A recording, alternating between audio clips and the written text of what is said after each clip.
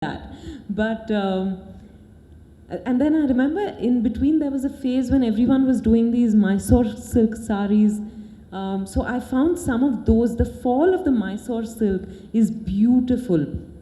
Shabana Azmi wore some lovely saris in the 80s in Arth and Masoom and films like that. Then there's... and what about your own? My own, I think the saris I've worn in Pa are all saris that I absolutely love. Why is that? They're very me, you know. They were simple cotton saris, and I just think because I felt so good in them, I ended up looking good, if I may say so myself. But I think, yeah, Pa would be my pick. And even Purinita actually, where I wore, you know, all my saris were worn in the Bengali style. And I loved the way, I remember the costume designer on that film, Shubarna, told me that, you know, when you wear it the Bengali style, often the back of the border shows. So they do this fusing so that that gets covered with another, and that helps you give it a contrast and a slightly contemporary edge to it. Of course, we didn't do it for Purinita, but around that time I learned that little detail. So those two films, I think Pa and Purinita.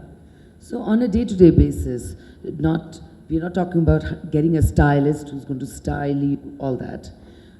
How do you keep sari wearing contemporary? If you're going to tell a room full of teenagers or let's say 18-year-olds who are you're trying to trying to encourage them to wear saris, what are the tips that you would give them?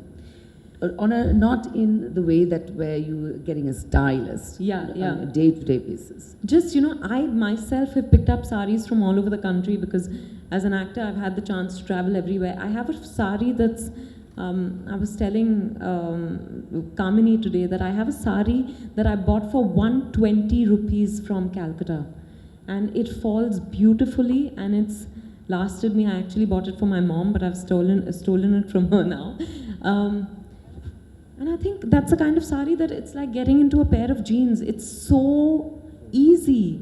It's so light. You can actually, it won't impair your movement in any way. So I think which is why again it brings us back to handlooms and cottons. Cottons are also very suited to our weather. So I think that's very easy, and you wear it with anything. You feel like wearing it with a shirt, you want it beautifully with a shirt, or you wear it with a blouse or a kurta, or, you know, just whatever your mood bids you to.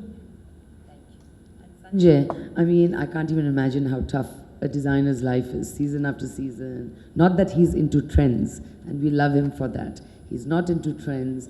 He loves creating a certain sensibility that can continue for the rest of your life or can exist for the 6 months if you want to believe in it. But how do you keep? You're talking about the same yardage of sari, and you've got only that many variables that you can play with. So how do you keep your imagination fired year after year to surprise us with collection after collection?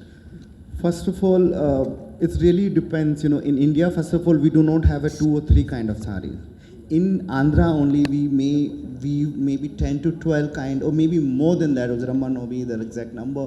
Maybe so many different kind of weaving heritage techniques we have, and we are only aware of very few, very few. So that give me enough, you know, ground to play. So we have in Chanderi, in Maheshwar, in Madhya Pradesh, or let's say Suti or Gadwal, so there are so many different kind of variation which not even touched upon. So like other designer, my game is very safe. I have enough to play. I have like 100 different kind of textile to touch upon once in my life. I don't think my lifetime is full I have so many different kind of textiles.